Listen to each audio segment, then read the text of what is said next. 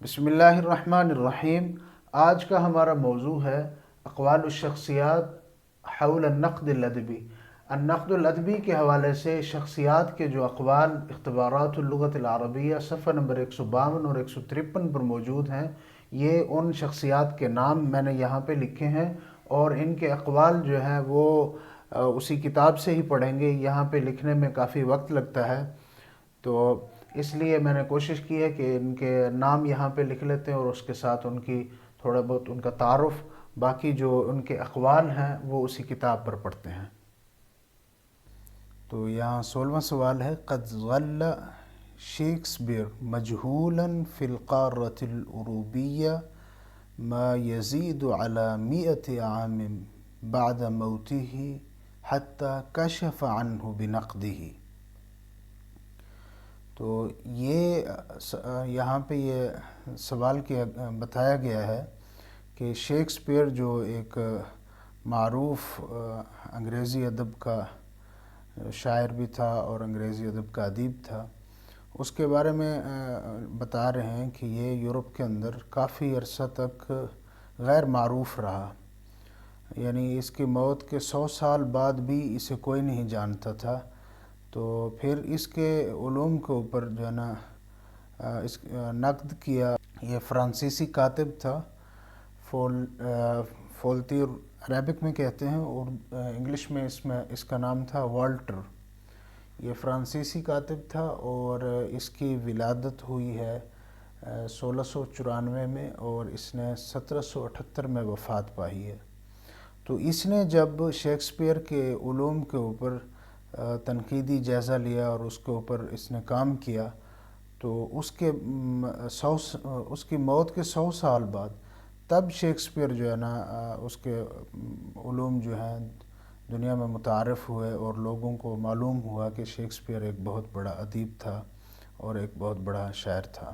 اس کے بعد ہے، من قال عزیز علی واللہ وانا اودع، وانا نہیں ہے، یہ اصل میں ہے ان اودع، واللہ ان اودع الشعر واسکب آخر قطراته من قلبی ان اقف موقف الجندی الذي يطمع في الانتصار ليلقي السلاح وينتحر۔ یہ قول ہے صالح جودت کا، یہ شاعر تھے، مصر کے رہنے والے تھے۔ ان کی ولادت ہوئی ہے 1912 میں اور ان کی وفات ہوئی ہے 1976 میں۔ تو ان کا یہ قول ہے، یہ کہتے ہیں کہ میں کسی فوجی کی جگہ پہ کھڑا ہو کر قربان ہو جاؤں، یہ مجھے زیادہ عزیز ہے اس بات سے کہ میں شعر و شاعری چھوڑ دوں۔ یعنی ایسے فوجی کی جگہ جو سرنڈر کر دیتا ہے، اسلحہ پھینک دیتا ہے اور خود کو قربانی کے لیے پیش کر دیتا ہے، مجھے ایسے فوجی کی جگہ پہ کھڑا ہونا پسند ہے، لیکن میں شعر و شاعری نہیں چھوڑ سکتا۔ تو اسی کو وہ کہتے ہیں کہ عزیز علی واللہ، کہ میرے لیے زیادہ عزیز ہے اللہ کی قسم یہ بات کہ میں چھوڑ دوں شعر و شاعری، یا اس کا آخری قطرہ بھی اپنے دل سے نکال دوں، بہا دوں، تو اس سے زیادہ عزیز ہے مجھے کہ میں کسی فوجی کی جگہ پہ کھڑا ہو جاؤں جو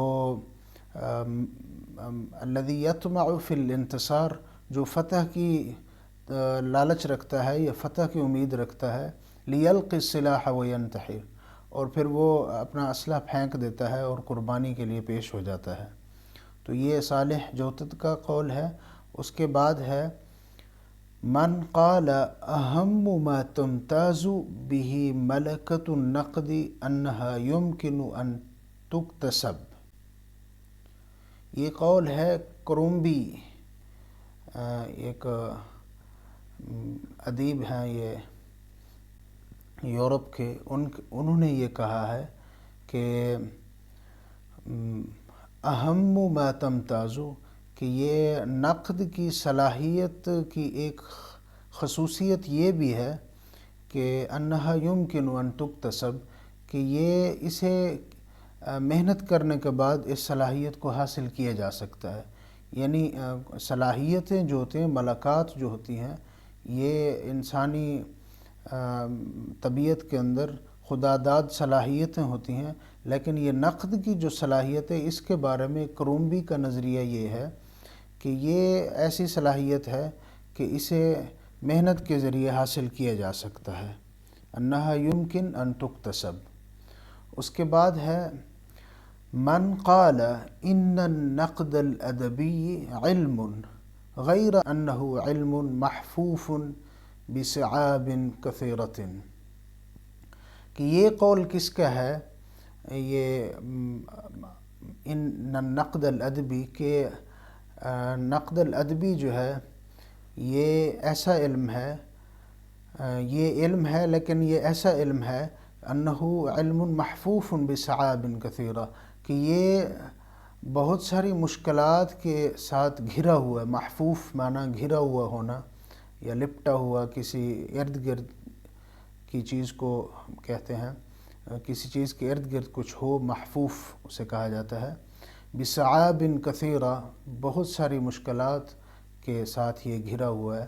تو یہ قول ہے احمد امین کا، اور یہ احمد امین یہ مصر کے مفکر تھے، اور ان کی ولادت ہوئی ہے 1878 میں، اور انہوں نے 1954 میں وفات پائی ہے۔ تو اس کے بعد ہیں من قال النقد فن یجمع کل العلوم ویتکی علیہا، یہ کس کا قول ہے؟ یہ ہے قول الیاس خوری کا۔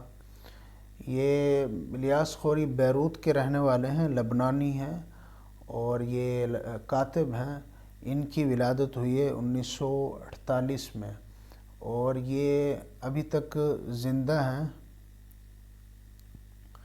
اور ان کا کہنا ہے کہ نقد جو ہے یہ ایسا فن ہے کہ یہ تمام علوم کو جمع کر لیتا ہے اور پھر انہی کے سہارے یہ چلتا ہے، کہ مختلف علوم کو جمع کیا جاتا ہے اور اس میں سے ان کے اوپر ہی نقد کیا جاتا ہے، تنقید کی جاتی ہے۔ تو ان کا کہنا یہ ہے کہ نقد ایسا فن ہے کہ مختلف علوم کو جمع کر کے وہ یتکی علیہ، اور اسی کے اوپر یہ سہارا لیتا ہے، اسی پہ یہ چلتا ہے۔ اس کے بعد ہے من قال النقد ذاتی و موضوعی فی آن معا، انہ ذاتی من حیث تأثرہ بثقافت الناقد و ذوقہ و مزاجہ و وجہۃ نظرہ، وهو موضوعی لأنہ مقید بنظریات و اصول علمیۃ۔ یہ قول ہے شفیق البقاعی کا۔ یہ شفیق البقاعی، ان کے بارے میں کوئی معلومات ملی نہیں ہیں، یہ بھی کوئی ادیب ہی ہوں گے نقد کے۔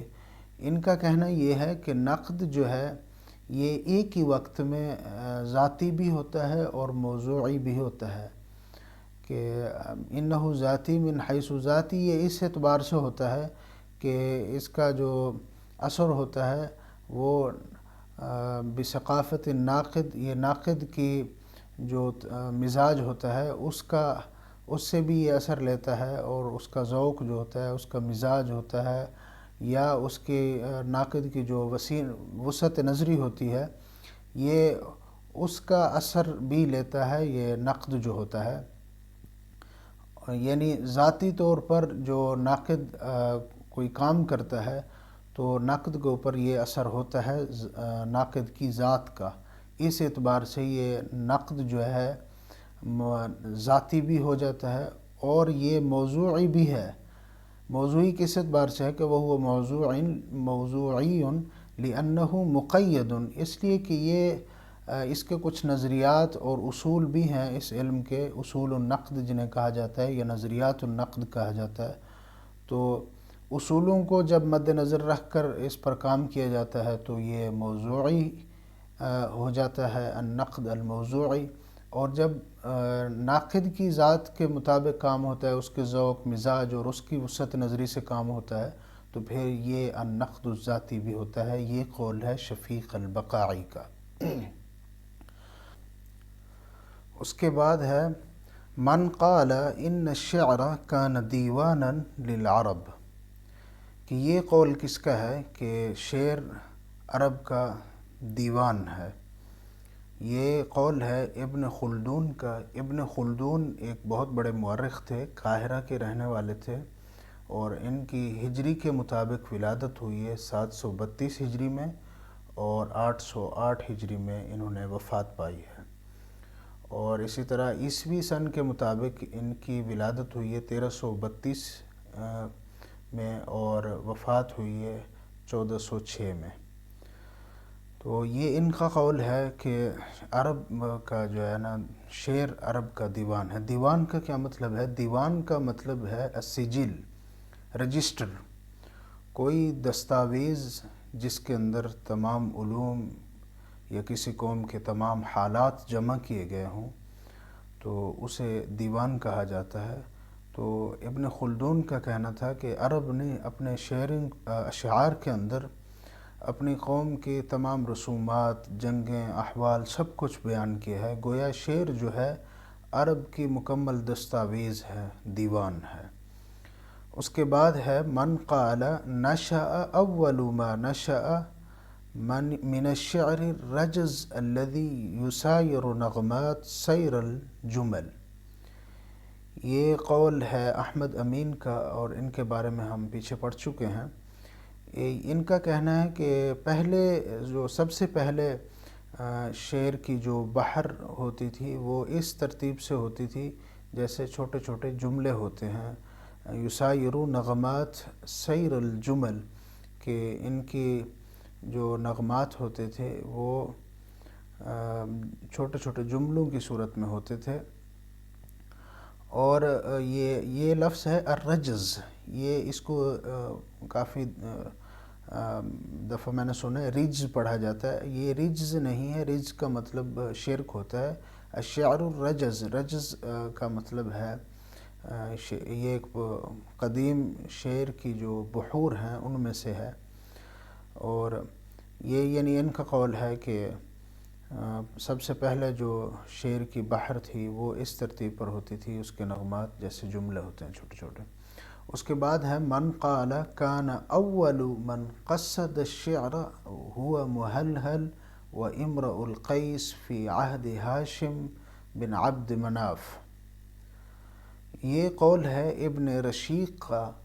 ابن رشیق القیروانی ان کا مکمل نام ہے، یہ شاعر تھے، یہ دولہ عباسیہ میں رہتے تھے، اور ان کی ولادت ہوئی ہے ہجری 390 میں، اور انہوں نے وفات پائی ہے ہجری 456 میں۔ ان کا کہنا یہ ہے کہ سب سے پہلے شعر کو قصائد کی صورت میں، قصیدوں کی صورت میں یہ محلحل اور امرؤ القیس نے ہاشم بن عبد مناف کے دور میں کہا ہے۔ یہ محلحل اور امرؤ القیس یہ جو شخصیات ہیں، یہ جو شاعر ہیں، ان کی مکمل ہسٹری اور ان کے یعنی حیات کے بارے میں مکمل معلومات ہم اگلے اس میں تاریخ الادب العربی میں پڑھیں گے، کیونکہ یہ موضوع ہے النقد الادبی۔ تو اس کے بعد ہے من قال کان العرب لا یہنئون وکانوا لا یہنئون الا بغلام یولد او شاعر ینبغ فیہم او فرس تنتج، کہ عرب یہ قول ہے، یہ بھی ابن رشیق القیروانی کا ہے کہ عرب جو ہے کہ مبارکباد نہیں دیتے تھے ایک دوسرے کو، صرف 3 مواقع ایسے تھے جس پر وہ مبارکباد دیتے تھے۔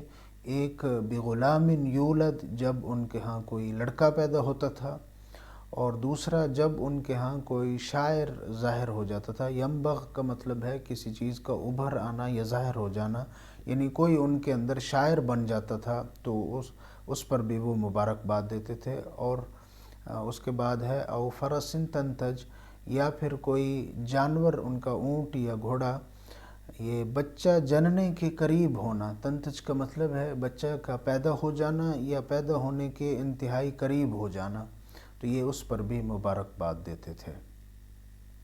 اس کے بعد اگلے سوالات جو ہیں اگلے لیکچر میں کریں گے، اور یہ میں نے آج اس کو وائٹ بورڈ پر اس لیے نہیں لکھا کیونکہ یہ جو تحریر ہوتی ہے یہ کافی وقت لگتا ہے وہاں پہ لکھنے میں، اور حرج ہوتی ہے، تو اس لیے میں نے کوشش کی ہے کہ اس کو اس طرح یہاں پہ حل کیا جائے، اور اگر کوئی چیز ایسی ہوگی جو وائٹ بورڈ پہ لکھنے کے بغیر حل نہیں ہو پائے گی تو وہاں میں وائٹ بورڈ پر لکھوں گا انشاءاللہ، اور باقی کوشش ہوگی کہ جو چیز یہاں حل ہو سکتی ہے اسے یہیں اسی کتاب پہ ہی اس طرح حل کیا جائے۔